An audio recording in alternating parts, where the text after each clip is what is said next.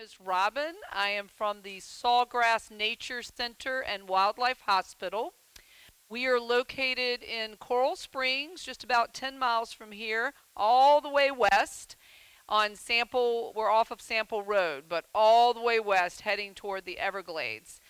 So we have two main focuses that we concentrate on at the center, and one is how we got started. I think this is our 27th year in existence, but we got started 27 years ago as a native wildlife rescue organization. So we take in injured and orphaned native to Florida wildlife, and our is to rehab the animals and then re-release them back into the wild. So we started that when our founder was volunteering at another organization years ago and realized that there wasn't a center or a place that people could bring these animals between Fort Lauderdale and at that time all the way up to West Palm. The closest center was in West Palm, and then the next one was in Fort Lauderdale. So Coral Springs made perfect sense, and the fact that she lived there, to found an organization to do that. And so she was the wildlife rehabilitator at the time. You do have to be licensed by the state of Florida to operate an organization like this, to actually do wildlife rehabilitation. However, a lot of people get started doing it in their backyards. They, all over the state, all over the United States, all over the world, there are wildlife rehabilitators. Wildlife looks a little different in certain areas. So I always tell people, you watch these grand shows on TV where they're rehabbing orangutans and lions and all these things. Those are just their backyard animals. Ours look a little different. And depending on where the center is, your animals that you are more likely to get into your place differ as well. So we're an urban center. We are located in a sports park in Coral Springs, right on the urban corridor of the Sawgrass, right at the Sawgrass Expressway. So we butt up against the Everglades. However, we are within a city urban environment. So the animals that we get in tend to be things that you see in your backyard. So last year was our largest intake of animals in our history of our organization. We took in over 1,450 animals. And these animals, we don't go out and find them. People actually bring them to us. So we're a very small organization. We have very few employees. And so most of the work is done through our volunteers that help us maintain these animals. So in addition to the 1,450 animals that came in need, we also have a permanent collection of about 70 animals. And these are animals that are non-releasable. So we have some exotics, even though we try to stick to the natives, because our goal is always to re-release them. And you can only do that with native animals. After 27 years of doing this, you acquire quite the menagerie. So we have parrots, we have hawks, we have owls, we have alligators, we have possums and raccoons and things in a permanent sanctuary that you can come and visit, and you can see these animals. And all of these animals are non-releasable because of their injuries or their non-native status. So we do welcome about 5,000 visitors a year. In the form of just casual visitors that are coming on vacation, people that live here, but also we host school field trips, civic groups. We work closely with Rotary and Lions Club and all the civic organizations as well to maintain our organization. We are a 501c3. So we do support ourselves in a lot of different ways, this being one of them, doing presentations at organizations and schools.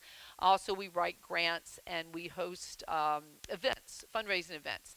We just had our Orchid Fest last weekend, or weekend before last, and so we have events throughout the year that you can come out and visit as well. So our primary two focuses are native wildlife rehabilitation and environmental education. We feel like that goes hand in hand. We do a lot of education to kids and adults, but a lot of our education is done when someone calls us about an animal. We love for people to call us first before they show up with an animal because everybody has good intentions, but sometimes they bring us animals that were never supposed to be taken out of the wild. So we will send them back. And they usually don't like to hear that. So it's always a good idea when people call us because then we have the opportunity to ask them the proper questions and to make sure that it's an animal that is supposed to come in. This time of year, I know you guys have noticed that there's a lot of activity going on outside. It is spring. Spring has sprung, and even though we have baby season year-round in Florida because of our mild weather, this time of year it just intensifies. So I think it was Saturday we took in probably 40 different animals. I know there was a couple of days last week after those big storms that came through and a lot of wind. We were just getting call after call after call of baby birds blown out of nest and people finding baby raccoons and things like that. So it is getting really, really busy at our hospital. So what I brought with me today is a menagerie of animals that represent some of the animals that we see in Florida. And like I mentioned before, education on what is, what we might see in Florida and the importance of the animals that live here goes hand in hand with the rehab. And one of our focuses is to, talk to people about the reason animals are here, their jobs. They have very specific jobs in nature, and they're not always obvious. And we have to realize that even if it's not an animal that we particularly like or that we particularly want in our backyard, the animal needs to be there because it has a niche to fulfill. And we can't pick and choose, the animals that, okay, I like having this in my yard, but I don't want that raccoon in my yard, and I don't want this or that. It's a very delicate balance that we have to try to maintain. And when you live in a urban environment that is just packed full of people and there's less and less habitat for these animals, the interaction, the chance that we're going to interact with these animals, negative or positive, is going to increase. And so if we're here, we're going to come in contact. Some of these animals are very, very adaptable, and so they learn to live with us. And sometimes it just takes a little bit of recognition on our part of what we need to do to learn to live with that animal as well. So I'll start with a couple of animals that we are very familiar with, and because we live in an area where there's lots of water, and so we see these animals around and this is a very easy animal that most people are agreeable to have in their backyard. But I'm going to talk a little bit about the adaptations that these animals possess in order to live where they live. Now, what do I mean? And I apologize ahead of time if you don't like to participate, but I am a participatory person, so I want to hear from you. What do I mean when I say adaptation? If an animal has adaptations, what am I referring to? Go ahead.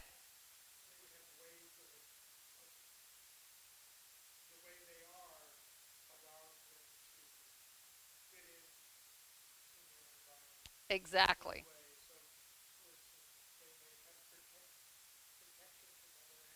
Mm-hmm.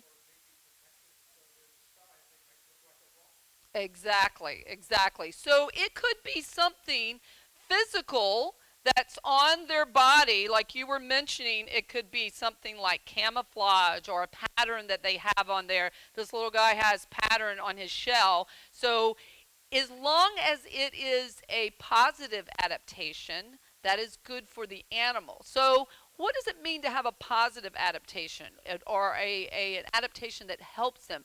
What is the end goal for an animal to do? What does it need to live long enough to do? What is the job of all animals? Live long enough to do what?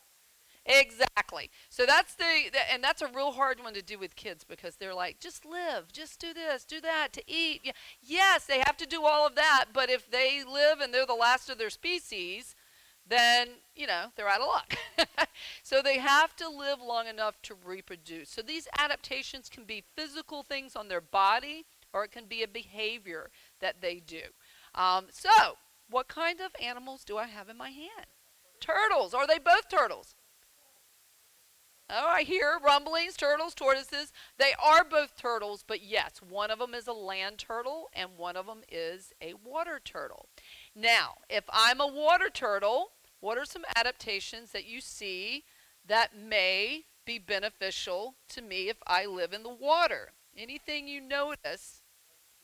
Okay, yep, she's showing me, you're telling me. So Miss Molly here is holding her feet out. She has webbed feet. Now, does Chip have webbed feet? No. What kind of feet does he have? He has claws. So where would he be most adapted to live? On the land. So if I am a water turtle, webbed feet would help me evade predators. It may help me swim faster so I can go after prey. The end game, I'm going to hopefully be able to find food and live long enough to make more of myself, right? Or get to that point. Yes? Say it again. Exactly. So I don't want to be prey, but it also may help me get my food as well. So Miss Molly has great flippers. She loves to hold them out so everybody can see them, and she is a freshwater turtle. Molly is a loggerhead musk turtle. And the loggerhead we might have heard before when we talk about loggerhead sea turtles. It refers to the size and the shape of their head. And like sea turtles, loggerhead musk turtles can eat things that other turtles can't. This big jawed head that has very strong bite, and I can attest to that because she bit me on my hand one day through my leather glove and drew blood. But it also allows them to live in the same area as other turtles and be able to have kind of a niche. So what do you think big, strong jaws like this would be good for? What kind of food would she find in a freshwater environment that other turtles may not be able to eat? Crayfish, what else? Something they'd have to crunch. Something with shells. So it could be freshwater clams, it could be shrimp, it could be larger fish. So she'd have no problem doing that. The clams and the things that live on the bottom, the sessile organisms, would be great for her because she spends a lot of time on the bottom of her environment. I think these are found in some of the springs here in Florida. And she actually will walk on. I mean, she can swim obviously, but she'll walk on the bottom a lot. And in her tank, we have her in. She walks on her tippy toes, and so she walks on the bottom. Sometimes we'll notice under her chin there'll be a little projection sticking out, and that's kind of an extra sensory organ that most other turtles do not have. So if she happens to be on the bottom and something rubs up against that, then she can just quickly bite it. You know, it's like an instinct type thing. So they will have different things that are on their body that might help them. Anything you notice about, she's a wiggle worm and she's so heavy.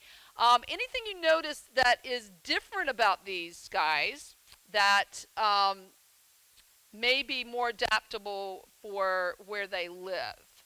Could be something to do with their shape. Exactly. We call that dome shaped. And that's good because if you are a turtle that is crawling around on the ground, it would be good to have all your soft, squishy parts covered, right? You are just so busy.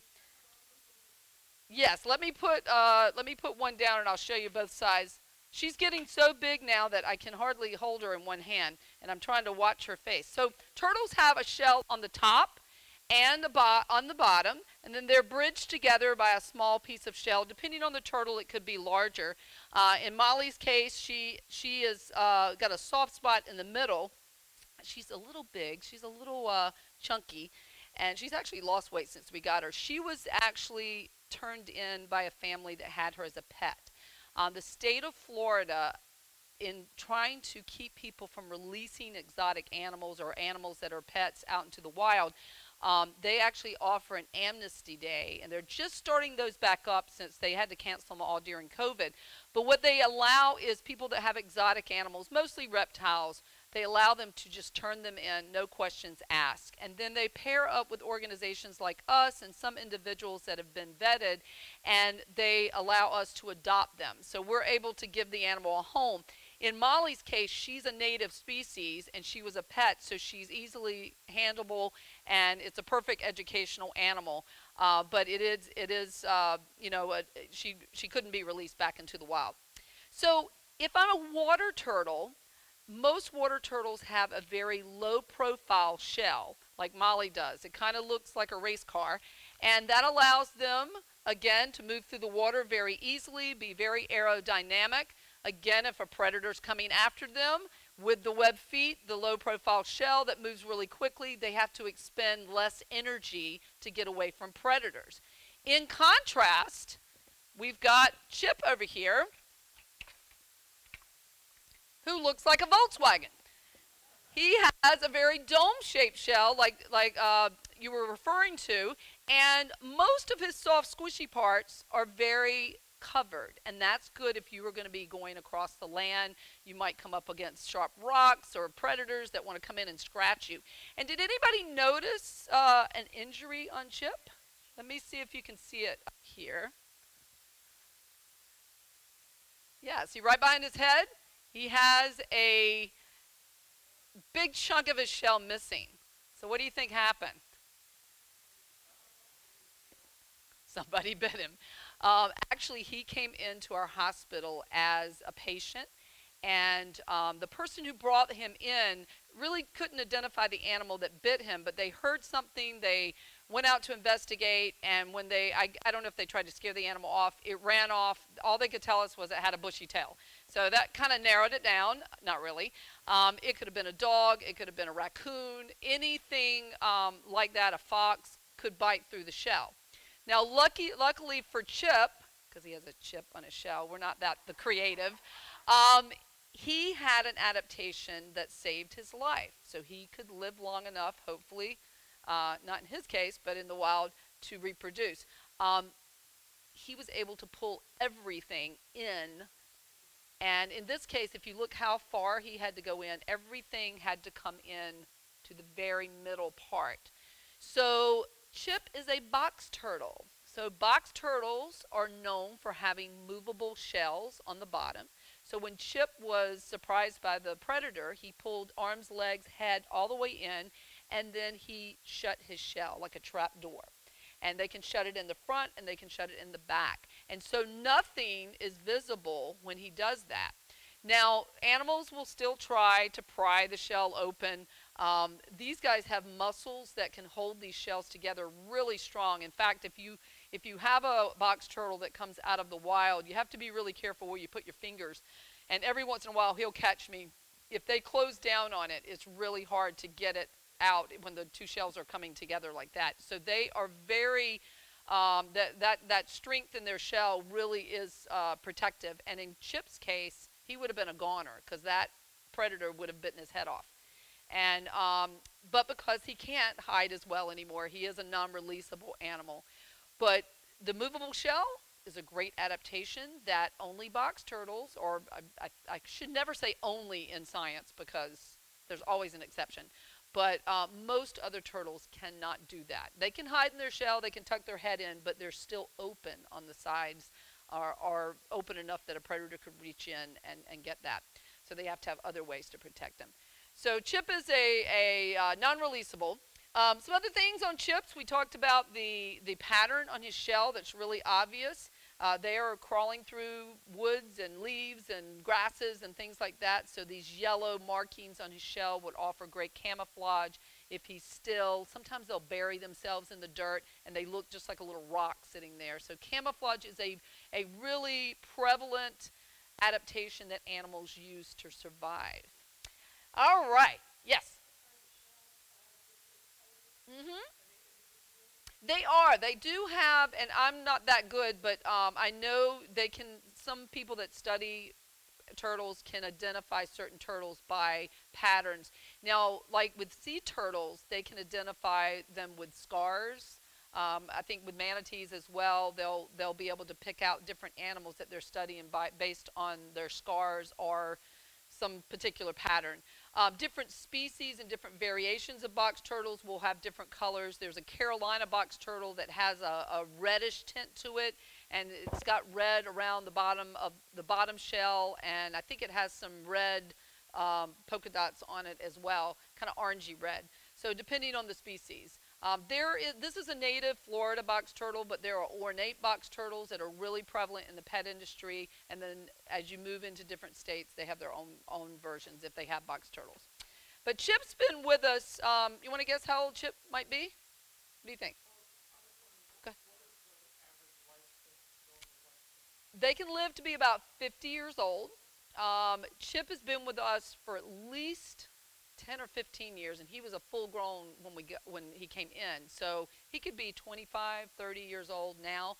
Sometimes turtles will age kind of like we do. They get, kind of ashy around their faces. They get wrinkly. They start getting scars. So when we get a turtle in, we can kind of look at it and look at the shape of, what their body's and kind of figure out if it's an older turtle or younger turtle. Younger ones also have things that will identify them as well. So Chip, he gets his shell polished every once in a while, so he doesn't look as rough as some of them. But some of them come in and they've got old chips in them and cracks and things like that. So a turtle is actually, and this may be something that you already know, but every time I talk to a group, I always ask the question, especially with kids, but with adults as well. I'll say, can turtles come out of their shell? I always get a yes. But then I show, why can't a turtle come out of its shell based on what you see? It's attached. This is their spine. These are their ribs. So a turtle is born with the shell on their body. Now when they're little, it's soft. As they get bigger and grow, the shell grows with them, but it is actually attached. It's growing out of their spine.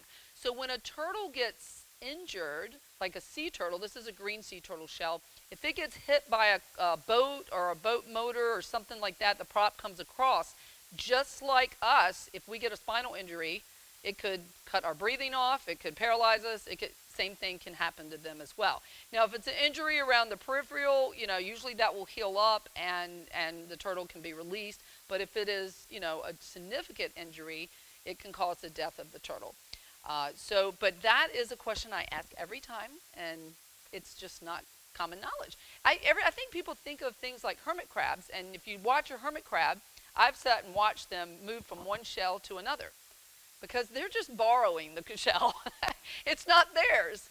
And as they grow, they just move to a bigger one. But turtles actually are born with their shell. Now, I blame cartoons, and I blame, I don't know, my kids used to read this book called Franklin, and it was a turtle was the main character, and it turned into a cartoon later. And every day when Franklin came home from school, he had his backpack on his shell, and he would take his shell off and put it on the back of a chair. And I said, why do they do that? That gives misinformation every time. But it is very common that people think that the shells will come off. But if a shell is off, the turtle is dead. So you have to. The green sea turtle shell that we have here, this actually came we used to have garage sales to help support our organization. And one day this came in as a donation, and we could tell by the little hole that is at the top here that this was used probably as a decoration.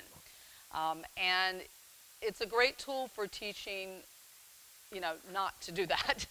So as consumers, if we buy stuff, the shop owners will buy more because it's a good seller, right? So we have the control as a consumer to stop the killing of turtles and other animals for their pieces and parts for selling. Now, right now, because all of the turtles in Florida, all the sea turtles in Florida that nest here are endangered, it is illegal to bring things like this back from other countries. So they would get confiscated at the airport. You would be fined. But even for me to have this as an educational thing, I have to have it permitted. There's been incidences where people have been found with pieces and parts of turtles or other endangered animals, and they get caught with it. And of course, this has been in my family for 50 years. And there was one guy that had a turtle skull in his car, and the officer found it, and they were able to test it and figure out how old it was. And so his story did not hold up, and he ended up, I think it's a felony. So it's not something to play around with. Even the turtle nest at the beach, you see them marked off by the Sea Turtle Conservation. If you disturb the nest or pick up the eggs or anything like that, there's a fine, and I don't know if it's a felony or a misdemeanor, but you can get in trouble for sure. I don't know. I know that. No, you can't bring anything. My understanding is you cannot bring anything back that is a protected species. And I don't know if there's some exceptions to that, but you can't really, I don't know if they can prove. Now, you can buy like alligator skulls and skins and things like that, because alligators are farmed here. And so part of their product line is this, once they sell the skin or the meat or whatever it is, part of their product line would be the leftovers that they could sell. So you can do that. Alligators are not protected anymore as far as an endangered species. They're actually completely recovered. There are some restrictions, but I don't think you can bring anything back in. And like I try to tell people, it's the more that we demand that, the more product that they'll fulfill. So the next animal I'm going to bring out happens to be my favorite animal, but not really everybody's. So I was a very difficult girl to have for my mother, because my mother had 2 boys, and then she finally had a girl. Well, I just wasn't her girly girl. So I hated wearing dresses. She forced me to wear crinoline. You guys probably remember what crinoline was, to make your little dress poof out, and I was just miserable in that.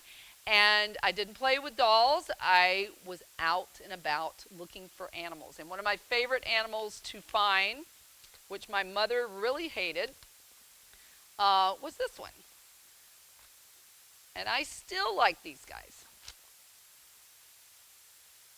Okay.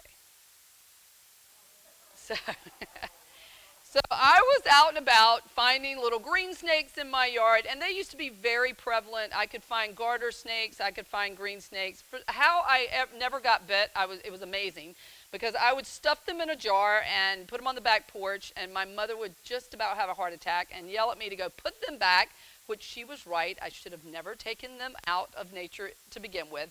But she would come into her laundry room and open the sink. We had one of those sinks that slid, and she'd open the sink, be a turtle in there or whatever. She did not like that. Crayfish, everything. So that's how I spent my childhood, and now it's my job. So snakes have always been one of my favorite animals. And I know that not all people love them, but they do have a very specific niche in nature. So what is the role of a snake in nature? I'm warm, he's cold, so what's the role? Why do we have snakes? Why do we want snakes in our yards?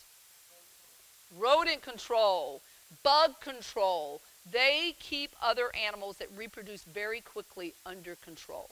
So here in Florida, they have tons of stuff to eat because we have lots and lots of bugs.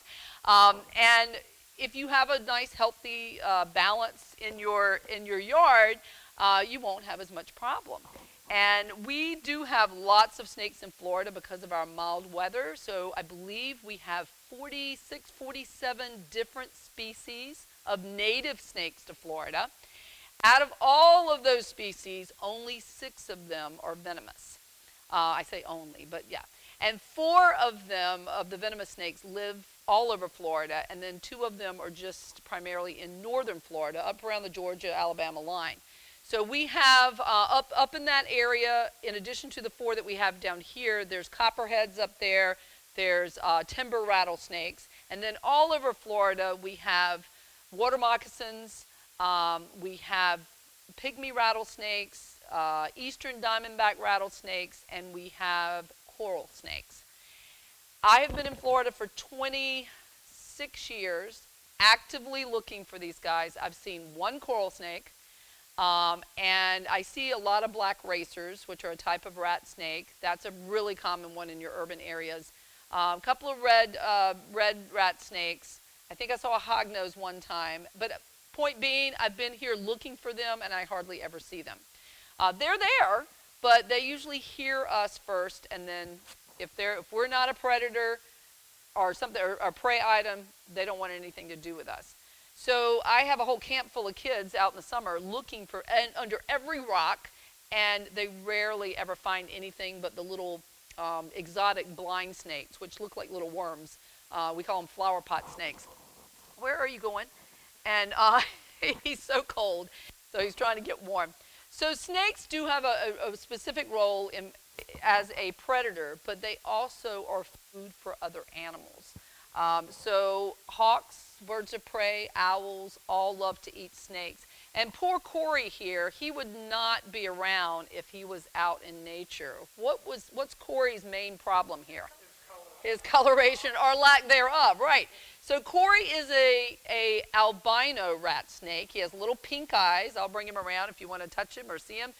He has little pink eyes and a pink tongue. And he actually this would not be a good adaptation for an animal because he would stick out like a sore thumb. And he would be the first to be preyed upon. No? Okay. He would be the first to be preyed upon. So this coloration that he has would not be passed on. So that would be an example of an adaptation that is not beneficial. Therefore, he would not live long enough to pass it along. This was bred. This was out of the pet industry. This snake. It is a normal color, but not a normal color we would see in Florida. Rat snakes come in a ton of different colors here in Florida. Some are red, some are yellow, some are striped, some are solid color, some are blotchy like Corey. But you would not normally see an albino out in nature. They just wouldn't live long enough. I think albinism shows up in almost all animals, but they usually don't live long enough to have a population of them. So in nature, if an adaptation is not beneficial, then the animal would not live long enough to pass it along. If it is a beneficial adaptation, it would help it live long enough to reproduce and pass that along. Yeah, a lot of people think snakes are slimy. They're not. They're dry. And so Corey, he actually they'll shed on a regular basis. As they grow, which they do continuously grow, they get little itchy and tight skin, so they will actually form new skin under their old skin. We keep rocks and things in their habitats. In nature, they would be able to find them, but they'll go up and they'll scratch like a little tear in their, usually around the face, and they'll go around and around the rock until they slip out, just like you would take off a rubber glove, slip out of their skin. And if it's a good shed, it'll actually come off in one piece. I have some snakes that will shed, and you can actually see the scales that are over their eyes. So snakes are completely covered in scales, even their eyes. So they don't blink. That's why a snake doesn't blink. It's actual, their eyes are protected and kept moist by the scale that's over it. So Corey's one of my favorite. I always say that I think he's going to bark one day because I think he has no idea he's a snake. So what he's doing is basically it's a sensory organ. So if we go into, right now I'd love to have a cup of coffee, so if I go into like a Dunkin' Donuts, I might breathe in, smell the coffee. The air that I'm breathing in with the coffee scent goes up into my sinuses, sends a signal to my brain, gives me information. He can't do that. So what he does is he gets the air on his tongue. And you'll notice as he does it, he brings it in and out, in and out. So what he's doing is he actually brings it in, it gets the air molecules on it, he touches the roof of his mouth. There's a group of nerve cells there called the Jacobson organ, and that's the connection to his brain. And so every time he does that, it's just giving his brain information. So it could be, I'm looking for a predator, or maybe I smell a prey, or something I don't like, or I do like, and he'll make his decisions on that. Not that they make like complex decisions, but kind of, yes. It depends on how fast they're growing. So little guys that are growing, if food is available and they're growing faster, might shed more often. He probably sheds, I don't know. It depends because they eat it more in warm weather. They go through cycles where they'll eat more, but maybe once every couple of months. And they don't shed their, like if it's a red rat snake, he's not going to shed red. It will be, the shed may have a different shade in it. In fact, I may have some in here so you can see the difference. But I think most of these actually were his. I don't think I have any that are a different color. So his are all light, but if I had one of my other snakes that's darker, it may just be a couple of shades darker, but it doesn't shed the color of the animal. So they completely shed from their tip of their nose all the way to their tip of their tail. But this guy, he's one of my favorite. No. Every time I bring him out, especially in an air-conditioned area, he like gets close to me and they're like, "Oh, he loves you," and I'm like, "No, he doesn't. I'm warm. My body's like 98 point whatever, and his is 68 degrees in here."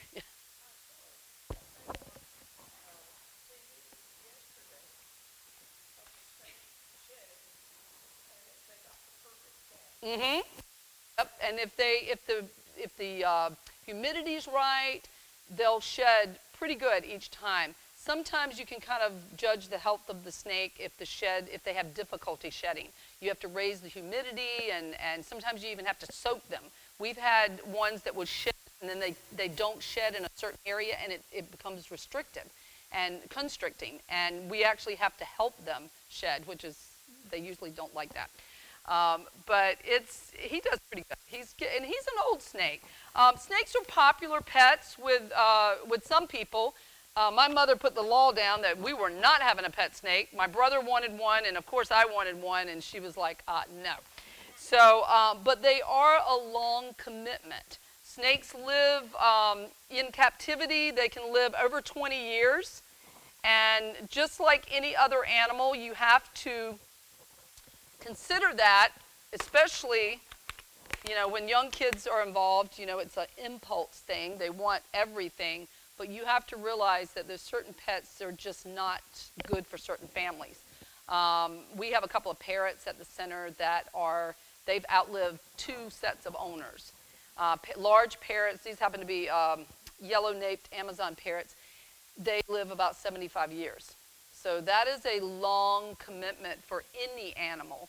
And that is one thing that we really try to stress in the programs that we do, is to consider these things before you get the pet.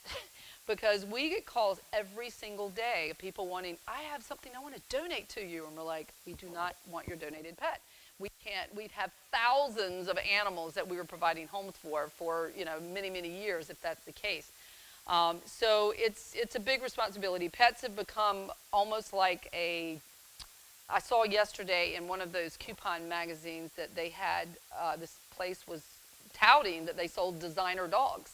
And I think the cheapest dog they had started at like $1,000. And it boggles my mind when there's so many dogs that need homes and are available for adoption, that they've become an accessory as opposed to part of your family. And then just like we lose interest in our accessories, sometimes people lose interest in their pets, and it's for kids, it's like, getting a new toy, and then the next toy comes along. So pets, are live animals, and they should be considered, part of our family. And hopefully, I always tell the kids, you wouldn't give away your brother or your sister, but some of them say, yes, I would. Okay, so as we mentioned, snakes are great exterminators. They do control animals that can overpopulate, but they're also food for other animals. And so the next animal I'm going to bring out would be an example of an animal that would love to have a snake as, maybe not one as big as Corey, but as a little snack. Come here, step up, there you go. So our birds of prey, and this little guy is, even though he's little, is a bird of prey. This is an eastern screech owl. It's not a baby. It's actually a full-grown owl. It's the smallest owl we have in Florida. We have 5 different species of owls, this being the smallest.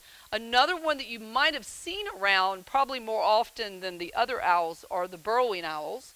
Those are a little bit taller. Don't yell at me. And they don't have the little ear tufts, and they are daytime owls. Burrowing owls are. These are nocturnal. Yes?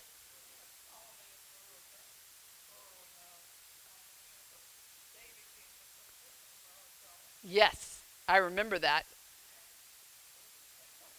And they come back every year. They come back and nest. And so burrowing owls actually are protected. They're not endangered, but they're somewhere on one of the protected list. So if you do have a colony that shows up, you're not allowed to remove them. You can either have it mitigated, which is a really complex, or better yet, just enjoy them. And you can protect them. But these guys, we have the burrowing owls, and then as they get bigger, we have the barred owl, which is a nocturnal owl, and then we have barn owls, which are the ones that have the heart-shaped face. And then finally, the largest owl we have in Florida is the great horned owl. So the bigger the owl, the bigger the prey that they eat. So a little guy like this might eat lizards and bugs and small rodents and things like that. A big great horned owl, which could sit this big, could take something as large as a skunk or a raccoon and eat that. But whether it's a little owl or a big owl, they're still predators, and they are birds of prey. So they have to have adaptations that allow them to function that way. So if I am going to have to hunt my prey, first of all, I'm going to have to be able to find it. I'm going to have to be able to sneak up on it. I'm going to have to be able to grab it and eat it. So as we look at this guy, I'm going to bring him up to the camera because he doesn't always cooperate.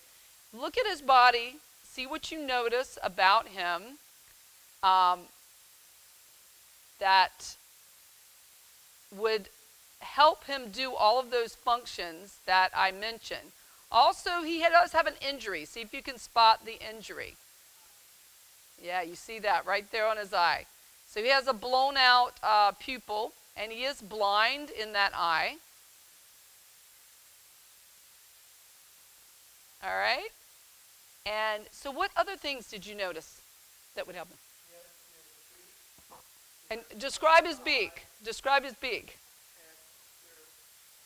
Hook-shaped, exactly. Right, so I have this leather glove on. He's actually, I can feel the pressure that he's grabbing my finger. They have muscles, yeah, really strong muscles in their feet, because if you're going to expend all of that energy to go and grab an animal, you better not drop it on the way, right?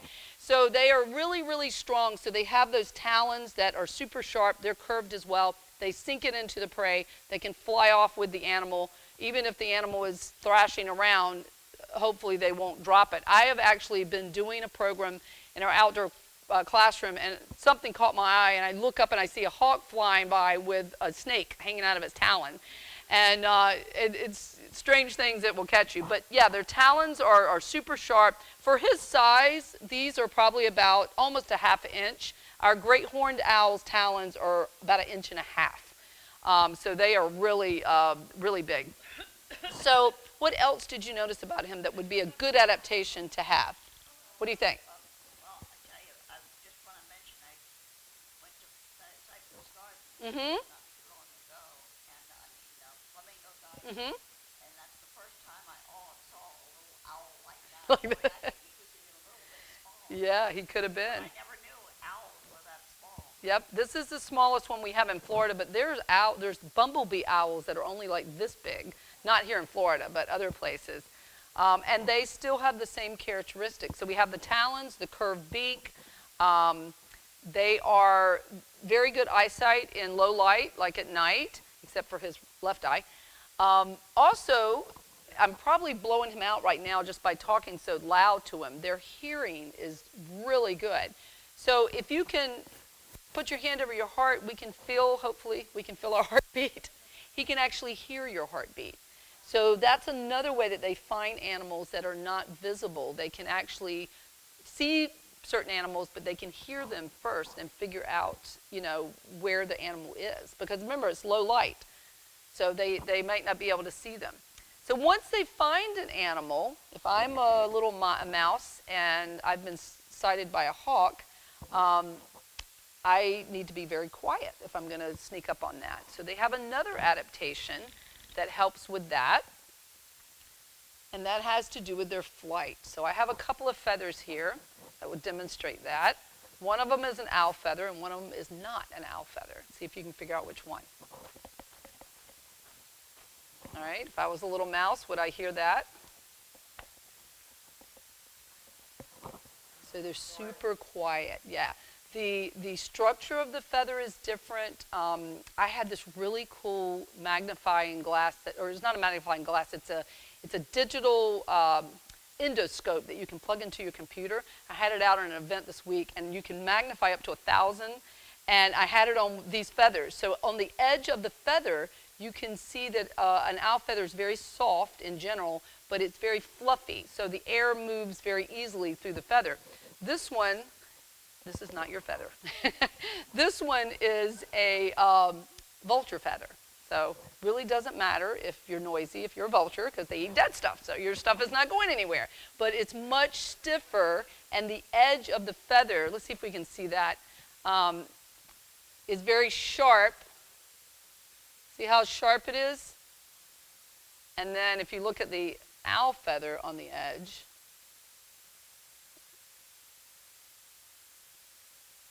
focus in on that. There you go. See how fringy it is?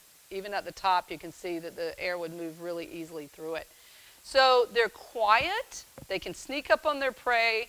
Once they grab their prey, they can fly off with it and use that beak to open it up. If it's a little prey, sometimes they'll swallow it whole, and then if it's bigger, then they'll tear it. Yes, because they can't do this. So if you look at my eyes, I can shift my eyes. It makes me dizzy.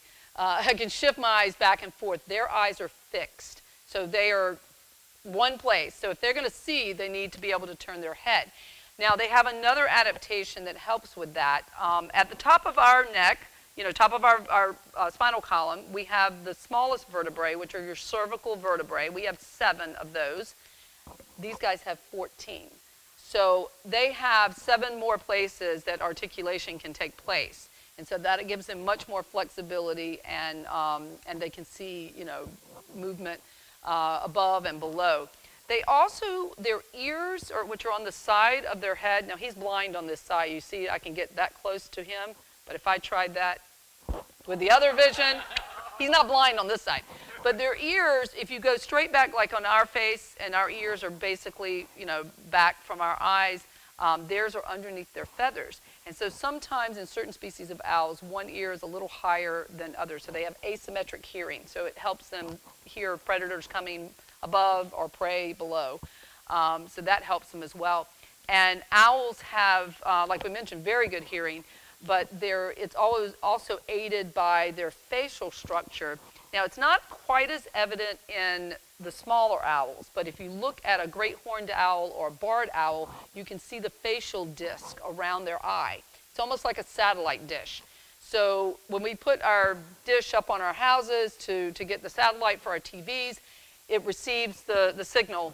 Theirs does the same thing, and it feeds it right into their ear. So this part of our ear, the penne, I think it's what it's called, that helps with funneling sound into our ear. We all know the hearing takes place inside. So the facial disc does the same thing with them. But they are like little hunting machines. So they have all the adaptations to find their prey, be good predators, but also a few to avoid being prey. So if you look at his feathers, he looks very much like the tree he lives in. So if they're really still, you can't usually see them. I actually went up to, I think it was Loxahatchee National Preserve one day, and I walked up, they were having some kind of festival, and there were a couple of people standing on the sidewalk, and they're looking, and I'm like, okay, What are you looking at? They're like, the owl, great horned owl up there. And I stood there for several minutes and could not see it. It was right there, probably 50 feet up, and I could not see that animal until he finally turned. He was so well camouflaged, so it really does work. These are all over. I guarantee you guys have them out here as well. We just don't see them. I hear them sometime in the morning or in the evening. I can hear their call, especially this time of year. They're calling to each other. The other night, I was having a class at the center, and it was nighttime, and we have a couple of barred owls. One is on in our exhibit area, and one is behind our hospital because we're redoing some of our habitats, and I could hear them calling to each other. So the one behind the hospital would go, hoo, hoo, hoo, hoo, and then I could hear the one in the exhibit area responding back. So if you start to kind of know, if anybody's a birder in here, I am not a birder, you will pick up on sounds that you start to recognize. And I can pick a few out of different birds, but if you're out at night in a natural area, you can definitely hear the owls. So we do have them in urban areas. We get a lot of these owls in our hospital. Because of the prevalence in urban areas, they do collide with cars quite often. They'll be going after a prey item at low light areas, nighttime or dusk, and get hit by a car. We had it was not funny for the owl, but it was humorous. A guy came in one day, and he said he had driven his car or his truck that night, parked it in his garage. The next morning, he goes through his garage, and he kept hearing this noise, probably that clicky noise that you're hearing now. And he couldn't figure out where it was coming from. And then he walked around his car, and he sees this face on the other side of his grill looking at him. And it was one of these owls. He had a big truck, and it had a big openings in the grill. And evidently, he'd either hit the owl or something. It went through the grill, didn't kill the owl, but he was stuck. He couldn't figure out how to get out. So he drives his truck, and I think it was the fire department or something, took his grill off, and they brought the owl in. That's happened more than once. So these guys are very prevalent in our urban areas. So we'll put this little guy back. And I say it's a guy, I don't know, because you can't tell just by looking at them. They're not sexually dimorphic, so the girls and the boys look exactly the same. I noticed before we went to grab our lunch that he had produced a pellet. Does anybody know what a pellet is? Not poop. It's the other way, regurgitate. It's like a hairball. So all of birds of prey produce pellets. And basically, it's the undigested portion of what they've eaten. In his case, it's probably either a chick or a mouse, because that's what we feed them, little chicks and mouse. We have to buy them. That's one of my biggest costs per month is my rat bill, because we have lots of birds of prey. And I spend over, I think it's like, my bill right now, I believe, is $535 a month on rats and chicks. So, but this turns into an activity, not from him, but we actually do an activity with the kids called an owl pellet dissection. And we have larger pellets that are about this big that we purchase. We actually purchase these. They've been autoclaved, and they're all sanitized and everything. But the kids dissect them. And we have little charts with bones, and they match the bones that they find in the pellet with the chart. And so it's an exercise in patience, because, it does take a little bit to tease these things out. They just want to get in there, and if they do it too fast, they end up crushing everything and they see nothing. So it's a really good exercise in patience that the kids enjoy doing. They all get grossed out at the beginning because they're like, ew, it's owl puke. And I'm like, get that out of your head. As soon as they find a skull, they're all over it. Yes? I'm not sure. I know certain birds do. I don't know about owls. With vultures, we have two species of vultures in Florida. One is the turkey vulture, and one is the black vulture. And the turkey vulture actually has a better sense of smell. I don't know how good it is, but they can find the food, and then the black vultures just kind of follow along and steal. And so I know certain birds have a better sense of smell. I'm not sure with owls. That's never been one that, I don't think it's exceptional. I would rather not have a sense of smell if I was a vulture. I mean, they have their own set of adaptations with, they lack a lot of the feathers that normal birds would have on their heads, because if you have your head down on a, decaying animal, it's kind of disgusting. So it helps them keep clean. They, the one that the kids like the most is they can projectile vomit like 3 feet. So if you ever get near a vulture and it's eating something, you may want to keep your distance. They say that's for a defense mechanism, but it's also the defense mechanism of getting away, because if you're laden down, I mean, you're heavy with a carcass, you can't get away. So they just need to lighten up and then fly off. So they also urinate and defecate on their feet to keep cool. So vultures are just great, just definitely. No, they actually do they have a very important job in nature. So if we didn't have vultures, we'd have dead animals all over the place. So they're fascinating animals. One of our most iconic animals here in Florida, and I tested the kids today because in 4th grade, like I mentioned, they learn about Florida and Florida history and Florida animals, the state butterfly and state animals. So I asked right away, I said, what is our state reptile? And I had one little girl right away. She was like, what is it?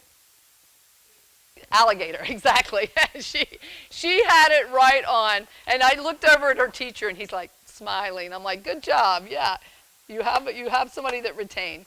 So alligators are very, very prevalent in Florida, thank goodness, but they were not always that way. Of course, historically, they've been around since the dinosaur times, and basically, they look about the same as they did then. So whatever adaptations they possess, these have been very positive adaptations for them, because they really haven't changed that much. And they were very successful for their whole, history until we came along. And about a couple hundred years ago, maybe not even 200 years ago, alligators almost went extinct. Anybody want to know why?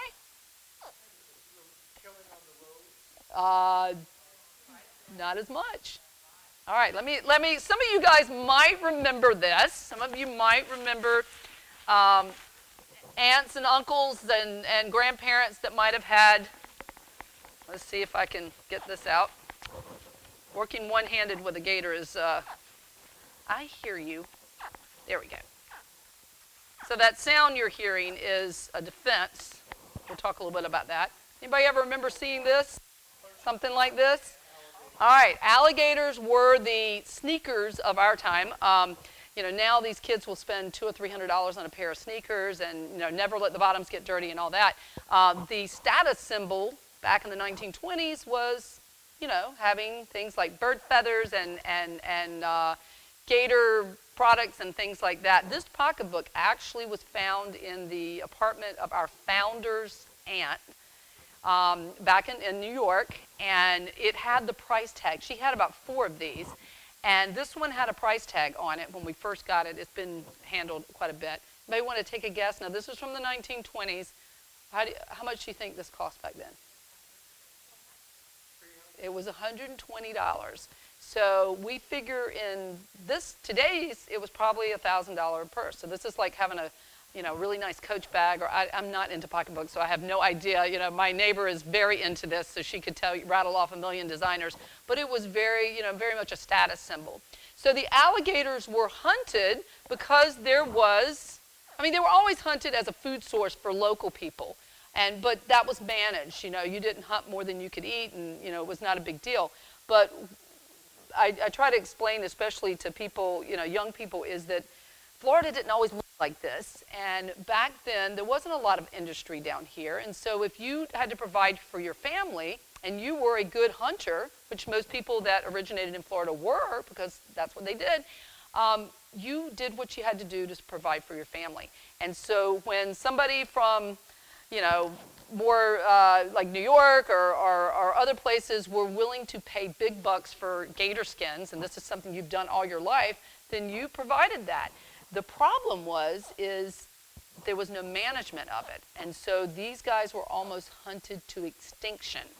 And they were actually so bad off that they figured out there was something going on, because not only were these guys disappearing, but there were other animals disappearing too. And what they figured out was that the alligator has such an important role to play in the ecosystem that it lives in, that if it is removed, a bunch of the other animals that live there and the ecosystem as a whole suffers. And so what they do is, these are called keystone species, animals that provide an ecological job so important that if they are not there to do that job, the whole ecosystem suffers. And what the alligator did was they provided habitat for a lot of these animals by digging gator holes. And so alligators dig these holes. They're like their own personal swimming pool. And as they get bigger, the hole gets bigger, and they nest there. And they have, in the wintertime when we don't get a lot of rain, other animals come and live in the water there, because a lot of the alligators, a lot of the Everglades dries up. So the gator holes hold water. And these are, some of them are really big. And so fish migrate in there, frogs. Then you have the birds come in to eat the fish and the frogs. And you have a whole food chain going on. So when you take these guys out of the equation and there's no gator holes, then it upsets the balance to a point that the ecosystem is in danger of collapse. And so when we talk about saving certain animals, you know, I remember, I guess it was probably about 20 or 30 years ago when they were talking about saving the spotted owl, or saving this, you know, very nondescript animal that most of us never heard of. A lot of that reason is because that animal is a keystone species. The wolf, for example. You know, the wolf was almost extinct. They're a keystone species for their area. Once the area is reestablished with wolves, the whole balance of the ecosystem improves. So we don't know always what these animals are. So we can't pick and choose which animals we save. Exactly. Exactly. The pythons that are wreaking havoc in the Everglades now are top predators. They do not have a predator except for the alligators and some of the other animals. But they reproduce so quickly that they're outpacing their normal predators. And so the pythons eat like everything. So they will eat the animals that the alligators eat, they eat the animals that the panthers eat. And so when you have an animal that's just exponentially, you know, the population is exploding, you know, the other animals are really at a loss for that. Mm-hmm. Yes, he is about 1.5 years old. We have an agreement with an alligator farm, so they give us the babies to use. When they get too big for their habitat, we swap them out. A lot of people will look at that and they're like, oh, alligator farm, you know, that's bad. But the alligator farms actually saved the natural species, or played a big role in that, because they still provide the product that people still want, the alligator meat, the skins, things like that. But they are, it takes away the incentive of poaching the natural alligator. So because we protected the alligator, they were one of the first animals put on the endangered species list. They're fully recovered. There's millions of them out there in Florida now. They even have a small hunting season for them. But the fact that they raise alligators like we raise chickens and hogs and cows and things like that, it takes the incentive away to take the natural alligator out of the habitat. I think they can have, they need some variety in the gene pool, so they are allowed to take some eggs, and so they can mix up the DNA a little bit, but otherwise, you know, they're farmed and they raise their own babies. Our alligator, we have a big one that started out as my educational alligator, and she's now about 7 feet. She's the only one that we kept. And a couple of years ago, she scraped her nose on the fence. And so we had a gator keeper that helps us with her, because I'm not going in there with her. And we wanted to tend to it. So we brought her into the hospital. She was about 6 feet then. And he says, well, while we have her in there, and at the time, I mean, we named her years ago when she was this size, Wally. I don't know why, just the name stuck. So we just assumed that she was a male. Again, just an assumption. So he asked us, he said, do you want me to sex her? And I'm like, go right ahead, because I'm not doing that, because you have to do an internal exam, and that is not something I want a part of. So he did, and it was a boy, I mean, it was a girl. So we had named her Wally all these years ago and assumed that she was a boy, but she was actually a girl. And he said, you know, based on her size, being about 6 feet, she's reaching sexual maturity. She's going to start nesting soon. I said, well, we don't have a male alligator. And he said, it doesn't matter. They nest and they will lay eggs, but they'll be non-fertile eggs. And he must have had a second sense or a third sense. It was a month to the day almost after he was there that I came in on Monday morning and I went to do my walk around, and she is sitting on this pile of grasses and rocks and stuff that she had done overnight, and she's laying on the top of that. And as I approach the fence, she starts hissing at me, and she never, you know, hissed or charged or anything like that. She was sitting on her first nest, and she was super protective. So when people see alligators outside, I mean, there's really not anything to fear from them as long as you keep your distance, unless they're sitting on a nest. And then you really want to keep your distance, because unlike most reptiles, alligators, they stay with their babies. Most turtles, or all turtles, you know, sea turtles, if you think of that as well, snakes, they lay eggs, dig a hole, lay eggs, leave it. When the baby hatches, you're on your own. That's it. That's why they lay so many eggs, because they know that, you know, some will not survive. Alligators are different. They stay with their nest. They protect their nest. When the babies hatch, the babies stay with them for a couple of years. So actually, in the wild, a baby of this size would still be with the mom. So that little noise that you were hearing earlier when I was handling her, that one, thank you, perfect timing. That's what they do when they are in the wild and they feel threatened, and they'll call their mom. So mom will come and take care of business. When they're little like this, they are not the top predator. They are actually food for other animals, so they play that dual role. So they have to have ways to protect themselves. So in addition to calling mom, they have stripes when they're little. So all these horizontal stripes on there will help them hide and camouflage in the sawgrass. They actually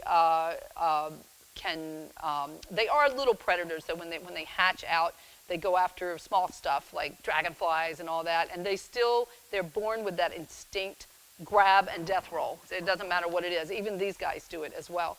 And earlier today, the kids got a big kick out of it, which you'll probably see. She's doing a death roll now. When I picked her up, she immediately peed on the floor. And I said, they were like, oh my gosh, she's peeing. I said, well, it's, you know, part of my natural day to be peed on by an alligator, but it's a defense mechanism. So I said, imagine you were an animal and you had her in your mouth and she did that. It might startle the animal and she may spit the animal out, and then she can run and get away.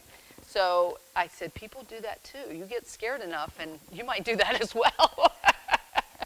But it was kind of a surprise. So every year, our big alligator lays eggs. Each year, she lays more and more. I actually have an example here. Let's see, what did I do with it? There it is. So I have my gator keeper. If you have an alligator as a permanent part of your collection, you have to have a separate permit for that. We have to have permits for everything. We have federal permits for migrating birds. We have state permits for everything. But alligator requires a separate permit. It's called a Class 3, I think, Class 2. Anyway, the person that holds that permit has to have at least 1,000 working hours in a year's time working with alligators. I do not, other than using them in programming. So we have someone else hold our gator permit. So every year when she lays a nest, he comes in and he digs the eggs out, because they will rot. And if you crack one, they smell horrible. And so he goes in. He's crazy, but he's also like 7 feet tall. Normally when he goes in there, she just scoots away. Well, when she's sitting on that nest, she comes after him a couple of times. Finally, he can get her away, and he digs them out. So my educator that I just unfortunately lost to Lion Country Safari, she said, I want to blow out a couple of those eggs, you know, so we can use them in education. I said, go right ahead. So she blew out 4 eggs, and she swore she'd never do that again because it was a nasty job. But I was expecting the alligator, like if you pick up turtle eggs or snake eggs, they're leathery. They're soft and leathery. So I was expecting that. This guy feels like a piece of porcelain.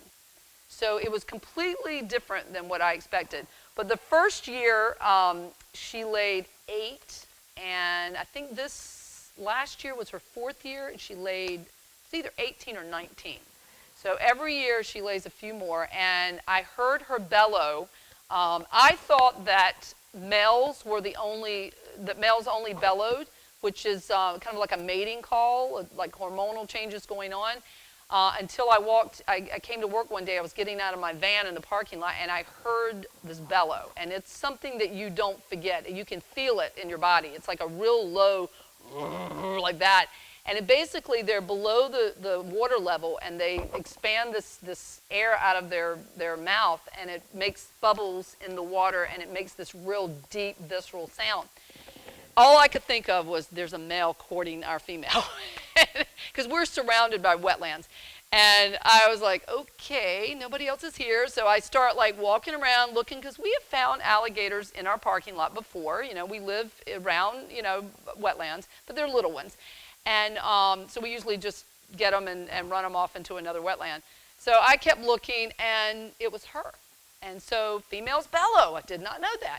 And I've talked to several people who were naturalists, and they did not know that. So I don't know if ours is just an exception or what, but she started bellowing, which means in about another month or so, I'm going to come in, and she's going to be sitting on that nest. So that should be really interesting. I also heard another interesting fact that I'm dying to get my son to help me with, that the bellow, I heard, was a perfect B flat in a trombone. Somebody told me the other day, I ran into a guy at the center, he was a music teacher, and he said that there was a book written about that. And because he's been leading tours, he and his wife wanted to lead naturalist tours, but they were musicians, and so they were just learning about things. So they decided to lead tours and play music that was indicative or mentioned the area they were in or some of the animals that would be seen in that area. So I did not know that was a thing, but it was such a creative way of doing a naturalist's interpretation. But he did say there was a book about that. So I'm trying to get my son, if he ever gets home, he used to play baritone, and he played, which is a low brass instrument like trombone, and he also played trombone, and I was like, I want you to like do that when my alligator is active and see if she responds. But he hasn't done that yet. So the last animal I will quickly bring out is probably not going to be as interesting to you guys, but it was a big hit with the kids. Like I said, one of the main messages that we talk about in our presentations is pet responsibility. And what is the right pet for your household? A lot of the exotic invasive species that we have in Florida, pythons, iguanas, other animals that are out there, come through the pet industry. And it's not always people releasing them. But it has something to do with pet responsibility. And so my soapbox is don't get a pet that you're not going to have for the rest of its life, and make sure that it's a pet that is correct for your family. This little guy is a really popular pet with kids these days. These are called bearded dragons. They're not native to Florida, so it's not an animal that should ever be released. Not only would it be terrible for the animal because he's a desert animal, he would not like it in Florida with all the rain and things that we have, especially in the summer, but he would probably not survive anyway. But you might end up with something like an iguana that loves it here, and then they become, or a python, and then they become our next invasive species. And as we mentioned before, invasive species are outpacing our native animals. So there's only limited resources, and if your invasive species is more successful, then they are going to be the winners, and our native animals are going to be the losers.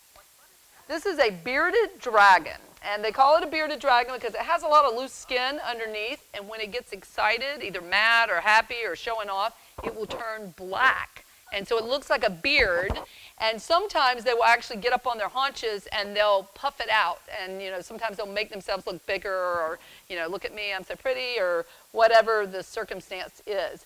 They do make good pets. This is as big as they get. But like any exotic animal, they have very special requirements, and if you don't provide for that, they can get very sick. One of the things that I've seen that's really sad with this guy is, not this one, but with bearded dragons in general, you have to give them a supplement. You have to put calcium, basically, it's calcium dust, on their food. And normally they would get that calcium from the exoskeletons of the animals that they eat. But if they're not getting enough of that, they get a bone disease. And so it looks, when they get this bone disease, it looks like an animal that has osteoporosis or arthritis really bad. They get all crooked, they're in pain. It's really, really sad. So that's something, that we encourage people to make sure that you really know how to take care of, especially an exotic animal, to give it what it needs.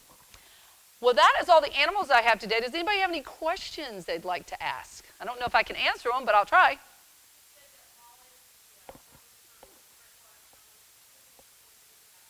It couldn't be released because she was never a wild turtle. She was actually someone's pet. Yeah, and a lot of times when they're pets, they don't know how to hunt and do what they're supposed to do in the wild because she was born in captivity. So if you put them out in the wild, especially after they get to adult stage, and she was an adult, they die. Yeah. So it's not good to release any animal that's been a pet, because they basically a lot of them lose their ability to survive. Mm-hmm.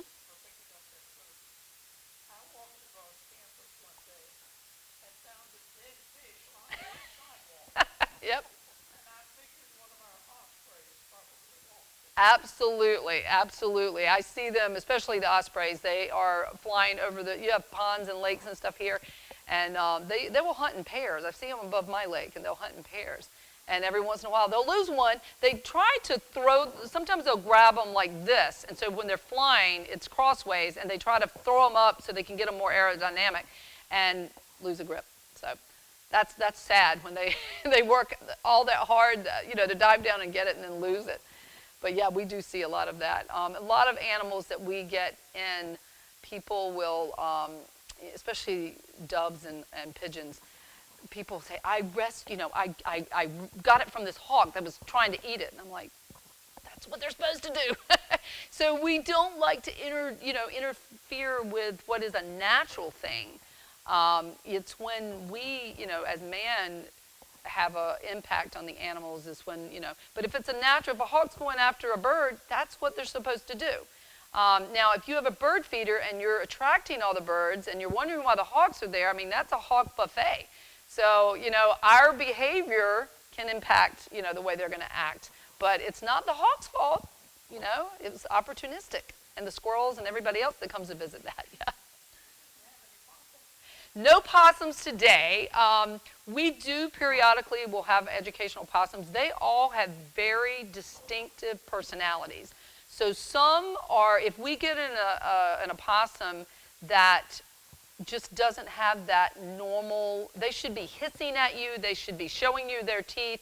They're not aggressive animals, but that's the way they scare off their prey. If they don't show that and they're just very docile, they're probably not a good candidate for release. Every once in a while, we'll get one of those in, and then they can become an educational animal, but not very often. Yeah.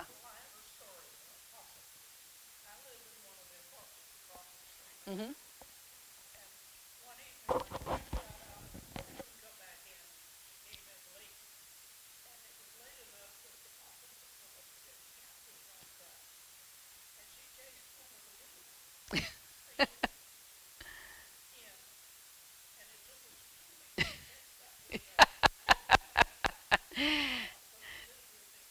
They are adorable. I have to say, the little opossums, I think bigger ones are. We have a white one now that's on display. He doesn't have the personality to really bring out the programs, but he's completely snow white except for his little black ears, and he's very cute.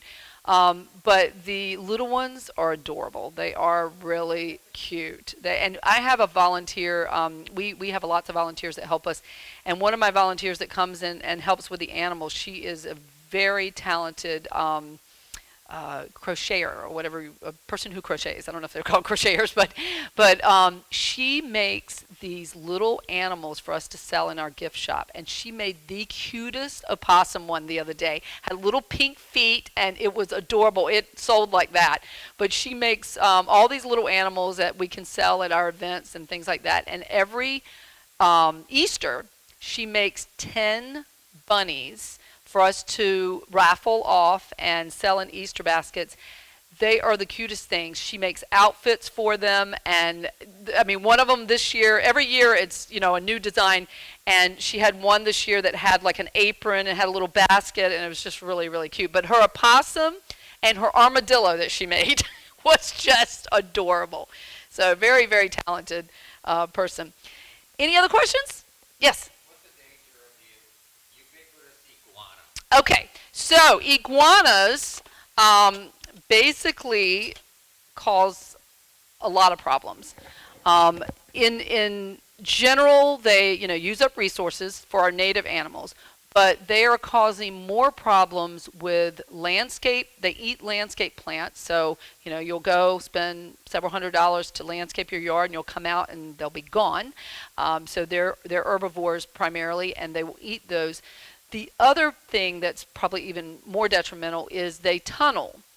We have piles of reserve dirt and stuff on our site that we use in some of our habitats, and I was just out there the other day, and there's these big holes in there. So they tunnel in, they lay their eggs in these tunnels. They do this in the sides of our canals, seawalls especially, and then when we have rains come, it basically takes the structure out, and so the seawalls collapse, the sides of the canals, so it causes a lot of economic damage as well. So they're using resources for our native lizards and other animals, herbivores, and they're causing danger to our seawalls and canal banks as well.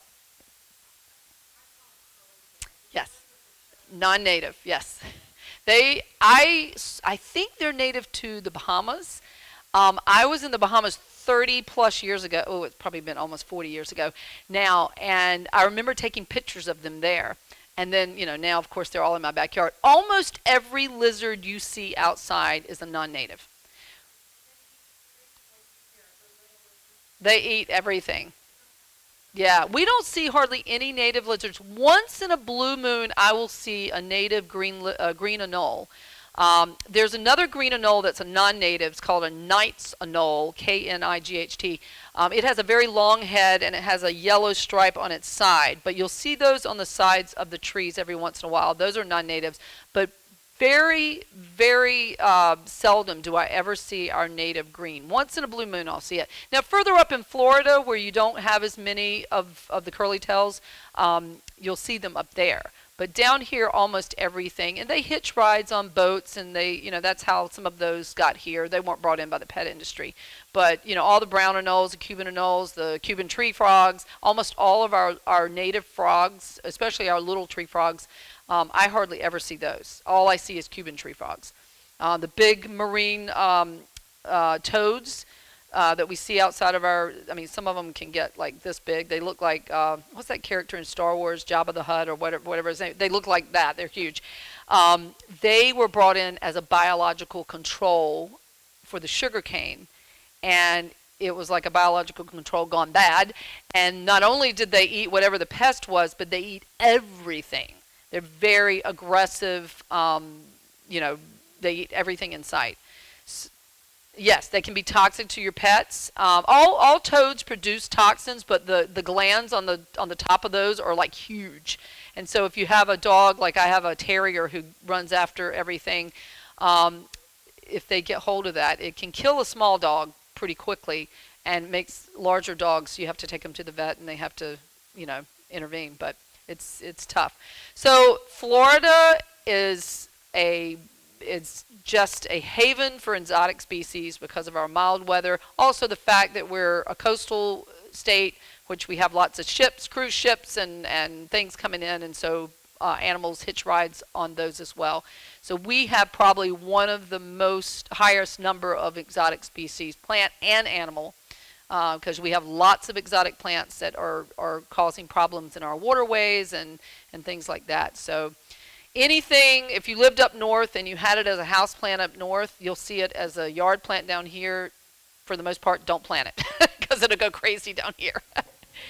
But I would invite you guys to come out and visit us. We are open to the public for Tuesday through Friday, 9 to 5, and on the weekends from 10 to 3. So you can come out. We do have a small exhibit area of non-releasable animals that you can come and see hawks up close, and red-tailed hawks, red shoulders, raccoons and opossums, and some of the other animals that we talked about. We do have some exotic animals as well. We're not a big place, so it's a very easy, to get around. And if you have grandkids that come into town and you like to bring them to a place that's not huge and touristy, it's a good place for that. But I thank you for your attention, and hope you learned a little bit today, and it's a pleasure being here. Thank you.